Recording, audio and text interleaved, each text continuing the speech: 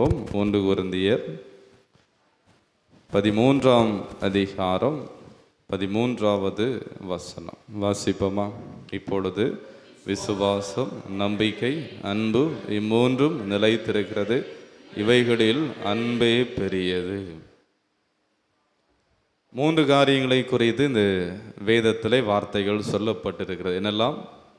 விசுவாசம், நம்பிக்கை, அன்பு. இப்போ உங்களிடத்துல ஒரு கேள்வி கேட்க போகிறோம்னா, அன்பு அதை விட்டுருங்க.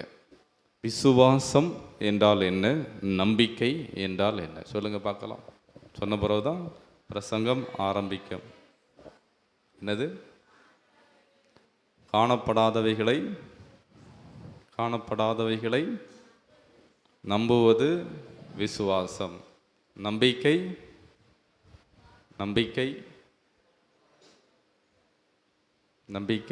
நிறைய குடும்ப தலைவரை காணவில்லை, அழைத்து கொண்டு வாருங்கள் என அடுத்த வாரம் வரும் பொழுது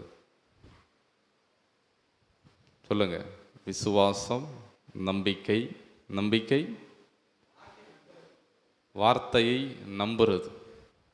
இன்னொன்று எவ்வளோ நேரம் தான் பொறுத்து பார்ப்பாருன்னு வார்த்தையை நம்புறது. சொல்லுங்க, ஏதாவது ஒன்று வாயிலிருந்து ஒரு வார்த்தையை சொல்லுங்க. சிறு பிள்ளைகள், பெரியவர்கள், நிறைய வாலிப பெண்களை காணவில்லை ஆலயத்திற்கு. அடுத்த வாரம் வர சொல்லுங்கன்னு. வாலிப பெண்கள் குறைவாக இருக்கிறார்கள். நம்பிக்கை என்றால் என்ன? நம்பிக்கை. நேரா உட்கார்றா தம்பி. நம்பிக்கை, விசுவாசம், நம்பிக்கை. நீங்க சொல்ல விரும்புறத சொல்லுங்க பார்க்கலாம். நம்பிக்கை ரெண்டும் புரியல, அப்படி தானே? விசுவாசம் நல்ல ஞாபகம் வச்சுக்கிடுங்கன்னு. விசுவாசம், இயேசு கிறிஸ்துவை சிலுவையில் அறையும் பொழுது யாரெல்லாம் இங்கே இருந்தவங்க நீங்கள் பார்த்துருக்கீங்க? கரங்களை தூக்குங்க பார்க்கலாம். நாம் பார்த்துருக்கேன் ஐயா. இயேசு கிறிஸ்துவை சிலுவையில் அறையும் பொழுது மார்த்தாள், மரியாள் எல்லாரோடு கூட நான் நின்று வேடிக்கை பார்த்தேன். யாராவது இருக்கீங்களா இங்கே? பிரசங்கம் முடிஞ்சோன்னா ஒரு சாட்சி உண்டுன்னு மறக்கல. சாட்சிக்கு ஆயத்தப்படும்படியாக அன்போடு கேட்டுக்கொள்கிறேன். விசுவாசம் அப்படின்னா இயேசு கிறிஸ்துவை மரித்ததை நீங்கள் யாரும் பார்த்தது கிடையாது. சிலுவை காட்சியை யாரும் பார்த்தது கிடையாது. ஆனால் இன்னைக்கு எல்லாட்டையும் சொல்கிறீங்கல்ல, ஏய் இயேசு கிறிஸ்து சிலுவையில் உனக்காக எனக்காக மரித்தார். அப்போ அவங்க கேட்பாங்க, நீ பார்த்துருக்கியாப்பா? சும்மா சொல்லாத, நீ பார்த்துருக்கியா? நீ சொல்கிற ஏசு கிறிஸ்து சிலுவையில் மரித்தார், உயிர்த்தார், உயிரோடு எழும்பினார், பரலோகத்துவனை பார்த்தியா? பார்க்கல. அதுதான் விசுவாசம். நான் விசுவாசிக்கிறேன், என் தேவன், என் இயேசு கிறிஸ்து சிலுவையில் மரித்தார், நிச்சயமாகவே மரித்தார், அவர் உயிர்த்தார், எனக்காக இன்றைக்கு என்னை ஆசீர்வதிக்கிறார். அவர் சிலுவையில் அறையப்பட்டதுனால நான் இன்னைக்கு ஆசீர்வாதமாக இருக்கிறேன். அது விசுவாசம். இது விசுவாசம். அப்போ நம்பிக்கை அப்படின்னா என்ன? அப்படின்னா இயேசு கிறிஸ்து எனக்காக சிலுவையில் மரித்தார், நான் ஆசீர்வாதமாக இருக்கிறேன். அதனால என்னுடைய எல்லா பாடுகளும், பிரச்சனைகளும், வலிகள், வேதனைகள் எல்லாம் நீங்கும். எனக்கு தேவன் ஒரு வீட்டை கட்டி கொடுப்பார். என் பிள்ளைங்க நல்லா இருப்பாங்க, வேலைக்கு போவாங்க. ஆனால் இன்னும் போவாங்க. இது நம்பிக்கை. உங்களுக்கு புரியுதா? விசுவாசம் அப்படின்னா இயேசு கிறிஸ்து எனக்காக சிலுவையில் மரித்தார், நான் அதை விசுவாசிக்கிறேன், அதனால நான் ஆசீர்வாதமாக இருக்கிறேன். இது விசுவாசம். இயேசு கிறிஸ்து எனக்காக சிலுவையில் மரித்ததுனால நான் ஆசீர்வதிக்கப்பட்டிருக்கிறேன். என்னுடைய எல்லா காரியமும் ஜெயமாய் நடக்க போகுது. என் கடன் பிரச்சனை முடிய போகுது. என்னுடைய வீட்டில் திருமண காரியங்களையும் தேவன் கொடுக்க போகிறார். எல்லாவற்றையும் தேவன் செய்ய போகிறார். இது நம்பிக்கை. புரியுதா உங்களுக்கு? நான் சொல்றது உங்களுக்கு புரியுதா? இது நம்பிக்கை. அன்பு அப்படின்னா என்னது? அன்பு அப்படின்னா இயேசு எனக்காக சிலுவையில் மரித்ததுனால நான் ஆசீர்வாதமாக இருக்கிறேன். நான் ஆசீர்வாதமாக இருக்கிறதுனால என்னுடைய எல்லா காரியங்களும் ஜெயமாகி மாறப்போகுது. அது மாறினாலும் மாறாட்டாலும், தேவன் என்னை ஆசீர்வதிச்சாலும் ஆசீர்வதிகாட்டாலும், நான் கர்த்தர் மீது பிரியமாக இருப்பேன். அதுதான் அன்பு. அன்பு. ஹல்லேலூயா. புரியுதா உங்களுக்கு? நான் சொன்னது உங்களுக்கு புரிஞ்சுதா? புரிஞ்சாதான் நாம் இந்த 3 காரியங்களை குறித்து நாம் சிந்திக்க போகிறோம். மறுபடியும் ஞாபகப்படுத்தட்டா? விசுவாசம். விசுவாசம் அப்படின்னா இயேசு எனக்காக சிலுவையில் மரித்தார். நாம் அதை பார்க்கல. வேதம் சொல்லுது, அதை நாம் விசுவாசிக்கிறோம். இயேசு எனக்காக சிலுவையில் மரித்ததுனால என்னுடைய எல்லா காரியங்களும் ஜெயமாய் மாறப்போகிறது. நான் கேட்கிற காரியங்களை தேவன் எனக்கு கொடுப்பார். நான் ஜெபிக்கும் பொழுது அற்புதம் நடக்கும். தேவன் எனக்கு வீட்டை கட்டி கொடுப்பார், பிள்ளைகளை கொடுப்பார். கற்பமாக இருக்கிற எனக்கு தேவன் பிள்ளைகளை கொடுக்க போகிறார். இப்படி எல்லாவற்றையும் தேவன் எனக்கு கொடுப்பார். அது நம்பிக்கை. அவர் கொடுத்தாலும் கொடுக்காட்டாலும் அவர் மீது நான் அன்பாக இருப்பேன். அது அன்பு. ஹல்லேலூயா. உங்களுக்கு புரியுதா? இப்பொழுது ஒரு வேதத்தை நாம் இன்னைக்கு வாசிக்க போகிறோம். வேத வசனங்களை ஆதியாகமம் 30ஆம் அதிகாரம் 37 43 வரை உள்ள வசனங்களை யாராவது சத்தமாக வாசிங்க. மற்றவர்கள் அந்த வேத வார்த்தைகளை கவனிங்க. ஆதியாகமம் 30ஆம் அதிகாரம் 37 43 வசனம். கவனமாக கவனிங்கன்னு.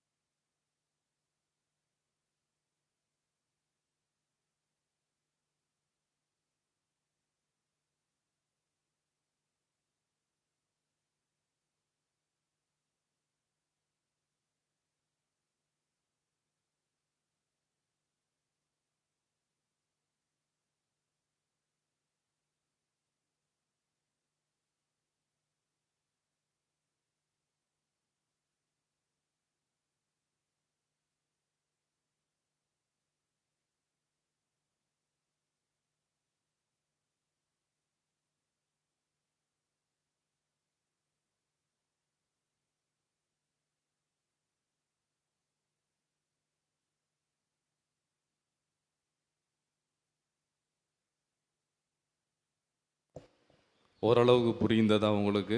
இந்த வேத வசனம் புரிஞ்சுதா புரியலையா? ஒரு ரியாக்ஷனும் இல்லையா? புரிந்ததா புரியலையா? ஓரளவுக்கு புரிந்ததா புரிஞ்சிச்சு. இந்த வேத வசனத்துக்கு முன்னாடி உள்ள காரியத்தை உங்களுக்கு கற்றுக் கொடுக்கிறேன். யாக்கோபு தன்னுடைய அப்பா தன்னுடைய சகோதரன் ஏசாவிட்ட சண்டை போட்டுட்டு தன்னுடைய மாமாவுடைய வீட்டுக்கு தாய் ரெபேக்காள் மூலமாக யாக்கோபு அனுப்பி வைக்கப்படுகிறார். யாக்கோபு, நீ போயிருப்பா, இங்கே இருந்தா நீ செஞ்ச காரியத்தினால உன்னை கொன்றுவாங்கன்னு, நீ போயிரு. யார் சொன்னது? ரெபேக்காள் யாக்கோபிட்ட சொல்லி, யாக்கோபு பையன்ட்டு சொல்லி, 2வது பையன்ட்டு சொல்லி மாமா வீட்டுக்கு ரொம்ப தூரம் பிரயாணப்பட்டு லாபான் வீட்டுக்கு போயாச்சு. இப்போ யாக்கோபு எங்கே இருக்கிறார்? லாபானுடைய வீட்டில். பல வருஷம் ஆயிடுச்சு, வேலை செஞ்சுக்கிட்டே இருக்கார். இந்த லாபான் என்ன பண்ணுறார் அப்படின்னா, வேலை செஞ்சதுக்கு சம்பளமே கொடுக்கல யாக்கோபுக்கு. அப்போ யாக்கோபு ஒரு நாள் வாயை திறந்து, மாமா எனக்கு சம்பளம் கொடுங்க.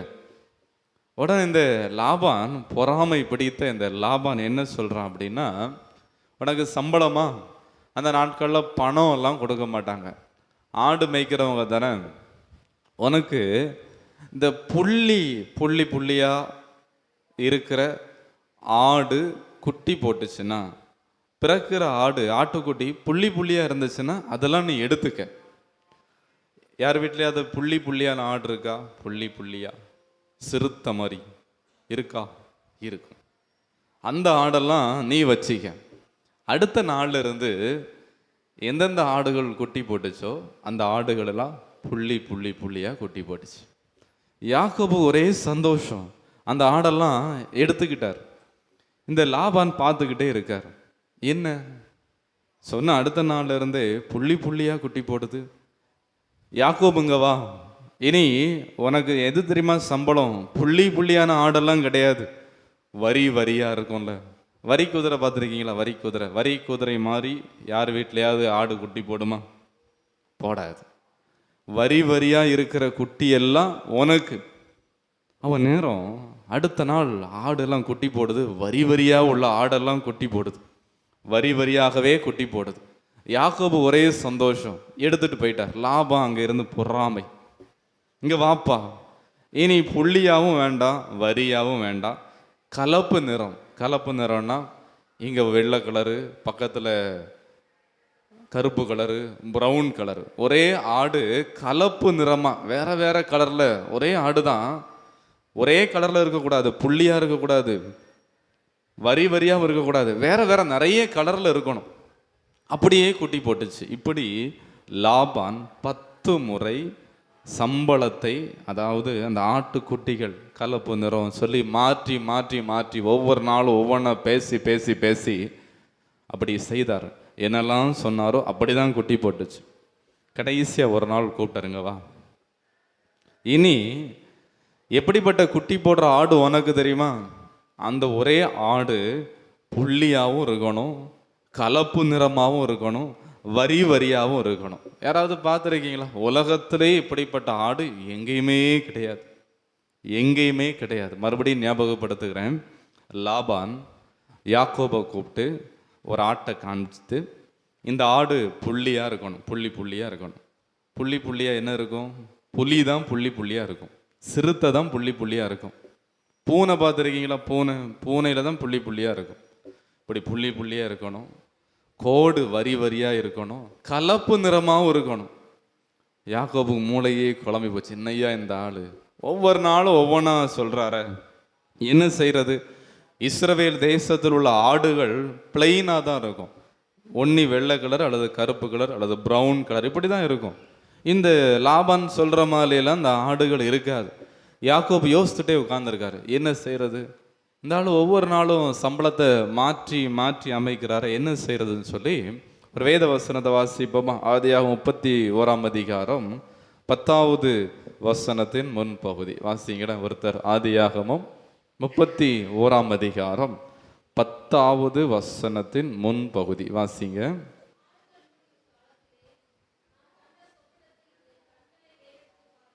போதும் போதும். இப்போ ஆண்டவர் யாக்கோபுக்கு ஒரு சொப்பனம், ஒரு தரிசனம், யாக்கோபுக்கு ஒன்றை கற்றுக் கொடுக்கிறார். மற்றவர்களால் ஏமாற்றப்பட்டு கொண்டிருக்கிற யாக்கோபுக்கு ஆண்டவர் உதவி செய்கிறார். ஒரு தரிசனம். என்ன தரிசனம்? ஒரு ஐடியா கொடுக்கிறார். ஒரு ஐடியா கொடுக்கிறார். என்ன அப்படின்னா, ஒரு பட்டை, பெரிய மரம், அந்த மரத்தினுடைய தோல் அல்லது பட்டை, அந்த தோலை உரிச்சா என்ன கலர்ல இருக்கும்? இப்படி அமைதியாக உட்காந்துருக்க கூடாது, சொல்லுங்க பார்க்கலாம். ஒரு மரத்தோல் அப்படியே அதை உரிக்கிறீங்க, என்ன கலர்ல இருக்கும்? வெள்ளை கலர்ல இருக்கும். சரியா? ஞாபகம் வச்சுக்கிட்டுங்கண்ணே. இப்போ நான் சொல்றதெல்லாம் அப்படியே இமேஜின் பண்ணி பாருங்க. அதுக்கப்புறம் வேத வசனத்தை வாசித்தீங்கன்னா இந்த வேத வசனம் உங்களுக்கு ஒரு காலம் மறக்காதுன்னு அழகா புரிஞ்சிடும். ஒரு பெரிய மரத்தினுடைய தோலை, மரப்பட்டையை உரிக்கிறார், கையில் வச்சிருக்கார். அதை என்ன பண்ணுறாரு தெரியுமா? அந்த மரப்பட்டைகளை எல்லாம், ஒரு மரத்தினுடைய மரப்பட்டையெல்லாம் நிறைய மரப்பட்டைகளை எடுத்து அதை அப்படியே உரிக்கிறார், தோலை உரிக்கிறார். முழுவதுமாக உரிக்கலை. எப்படி உரிக்கிறார் அப்படின்னா, அந்த மரப்பட்டை புள்ளி புள்ளியாக, ஆங்காங்கே புள்ளி புள்ளியாக, ஒரு கோடு வரி வரியாக, ஒரே கலரில், வெள்ளை கலரில் மட்டும் இல்லை, ஒவ்வொரு கலர் கலப்பு நிறமாக அதை உரித்து ஒரு வித்தியாசமாக மூளையை யூஸ் பண்ணி அதை எடுக்கிறார். மறுபடியும் ஞாபகப்படுத்தட்டா? ஒரு மரப்பட்டை, பெரிய மரப்பட்டைன்னா சின்னோண்டு, நீங்கள் இந்த குழம்புகள்லாம் போடுவீங்கல்ல அந்த மாதிரி நினைக்காதீங்கன்னா, ஒரு பெரிய மரப்பட்டையை உரித்து அதில் வெண்மை நிறமாக இருக்குது, தோலை உரிக்கிறார். எப்படி உரிக்கிறார்? புள்ளி புள்ளியாக தெரிகிற மாதிரி, அந்த தோல் வரி வரியாக வர்ற மாதிரி, வெவ்வேறு கலர், ப்ரௌன் கலர், கருப்பு, வெள்ளை அப்படின்னு சொல்லி ஒரு வித்தியாசமாக ஒரு பட்டையை உரித்து அதை எங்கே கொண்டு வைக்கிறார் தெரியுமா? அந்த ஆடுகள் தண்ணீர் குடிக்க வரும்ல, அந்த இடத்துல கொண்டு போய் வைக்கிறார். இமேஜின் பண்ணி பார்த்தாச்சா? யாக்கோபு அந்த மரப்பட்டைகளை நான் சொன்ன மாதிரி உரித்து அதை எங்கே கொண்டு வைக்கிறார்? தண்ணீரில் கொண்டு போய் வைக்கிறார். அந்த ஆடுகள் இணை சேருகிற காலம் அது. அப்போ அந்த ஆடுகள் தண்ணீரை குடிக்க வரும். இஸ்ரவேல் தேசத்தின் ஆடுகள் எப்படி இருக்கும்? எப்படி இருக்கும்? ஆடு மாதிரி தான் இருக்கும். எப்படி இருக்கும்? பிளெயினாக இருக்கும். புள்ளி புள்ளியாக இருக்காது, கலப்பு நிறமாக இருக்காது, இப்படி தான் இருக்கும். இந்த ஆடுகள் வந்து என்ன செய்யுதுன்னா, அப்படி தண்ணீரை குடிக்கும்போது எட்டி பார்க்குது. உள்ள என்ன இருக்குது? அந்த மரப்பட்டை எப்படி இருக்குது? புள்ளி புள்ளியா, வரி வரியா, கலப்பு நிறமா யாக்கோபு போட்டு வச்சிருக்கார். அப்போ இந்த ஆடு பார்க்குது. அது இதுக்கு முன்னாடி கண்ணாடியே பார்த்ததில்லை. தான் என்ன கலர் அதுக்கு தெரியாது. வெள்ளையா, கருப்பா, எனக்கு எத்தனை கலர் இருக்கு, புள்ளி இருக்கா, கோடு இருக்கா, ஒன்றுமே தெரியாது. அந்த ஆடு தண்ணீரை குடிக்க வரும்பொழுது எட்டி பார்க்குது. அப்போ தான் அதனுடைய முகம் தெரியுது, அந்த சரீரம் தெரியுது. எப்படி தெரியுது ஆட்டுக்கு? அந்த பட்டை, மரப்பட்டை பெரிய இடத்துல போட்டுட்டார். அந்த இடம் ஃபுல்லாக மரப்பட்டையாக தான் இருக்குது. ஆடு தண்ணிக்குள்ளே இறங்கி குடிக்கும்போது அது பார்க்குது, தான் சரீரத்தில் புள்ளி இருக்குது, வரி இருக்குது, கலப்பு நிறமாக தெரியுது. யாருக்கு? ஆட்டுக்கு தெரியுது. அப்போ அது நினைக்குது, நான் இப்படித்தான் இருக்கிறேன் போல. எப்படி இருக்கிறேன்? புள்ளி புள்ளியா, வரி வரியா, கலப்பு நிறமாக தான் நான் இருக்கிறேன் போல. ஆனால் அதனுடைய ஒரிஜினல் கலர் என்னது? பிளைனா. ஒருவேளை வெள்ளையாக இருக்கலாம், கருப்பாக இருக்கலாம், ப்ரௌன் கலராக இருக்கலாம். அப்போ அது நான் இப்படித்தான் இருக்கிறேன் விசுவாசிக்குது. பார்த்தீங்களா? இருக்கிறேன் அப்படிங்கிற வார்த்தை எடுத்துக்கிடுங்க. அதுக்குள்ள ஒரு விசுவாசம், நான் இப்படித்தான் இருக்கிறேன். அப்போ அது நினைக்குது, எனக்கு பிறக்க போகிற குட்டிகள் புள்ளி புள்ளியா, வரி வரியா, கலப்பு நிறமாக தான் பிறகும். அந்த விசுவாசம், அந்த ஆட்டினுடைய விசுவாசம், தான் இப்படித்தான் இருக்கிறேன், தான் குட்டிகளும் இப்படித்தான் பிறகும். பிறக்கின்ற குட்டிகள் எல்லாம் புள்ளி புள்ளியா, வரி வரியாய், சொல்லுங்க, கலப்பு நிறமாய் பிறந்ததாம். உலகத்திலேயே இப்படி ஆடு குட்டி போட்டதும் இல்லை, குட்டி போடவும் மாட்டாது. ஆனால் யாக்கோபுடைய காலத்தில் அது நடந்ததாம். அல்லேலூயா! எப்படி இது சாத்தியம்? அந்த ஆடு விசுவாசிக்குது, நான் இப்படித்தான் இருக்கிறேன் என்று சொல்லி. சில பேர் சொல்லுவாங்க, எப்பா நீ ஒரு தரித்திரன், உன் குடும்பம் சபிக்கப்பட்ட குடும்பம்ப்பா, அதனால தான் உன் குடும்பத்தில் இவ்வளவு கஷ்டம், இவ்வளவு வேதனை, இவ்வளவு நோய் நொடி, பலவீனம். அப்போ நாம என்ன செய்யணும் தெரியுமா? அந்த ஆடு எங்க போய் தன்னுடைய முகத்தை பார்த்துச்சு? ஓடி போய் தண்ணீர்ல போய் பார்த்துச்சு. தேவன் நமக்கு ஜீவ தண்ணீரை தேவன் நமக்கு வேதாகமத்தில் கொடுத்துருக்காரு. நிறைய பேர் சொல்லுவாங்க, ஓடி போய் இந்த இடத்துல பாருங்க, நீங்க போய் பாருங்க, வேதாகமத்தில் பாருங்க. ஆண்டவர் ஒரு நாளும் சொல்ல மாட்டார், எப்பா நீ சபிக்கப்பட்டவன், நீ ஒரு பாவி, துன்மார்க்கன், நீ இப்படித்தான் இருக்க போகிறாய், பூமியில் அலைந்து திரிவாய் அப்படின்னு சொல்லி ஆண்டவர் நம்மை குறித்து சொல்ல மாட்டார், மனிதர்கள் சொல்லுவார்கள். வேத வசனங்கள் கர்த்தருக்குள் ஆமென்றும் ஆமேன் என்றும் இருக்கிறதா? ஆமேன் அப்படின்னா என்னது? ஆமேன் ஒரு நாள் உங்களுக்கு சொல்லி கொடுத்தேன். ஆமேன் வித்தியாசமாக சொல்லுங்க பார்க்கலாம், எல்லாரும் சொல்கிற மாதிரி சொல்லக்கூடாது. ஆமேன் அப்படின்னா விசுவாசம்.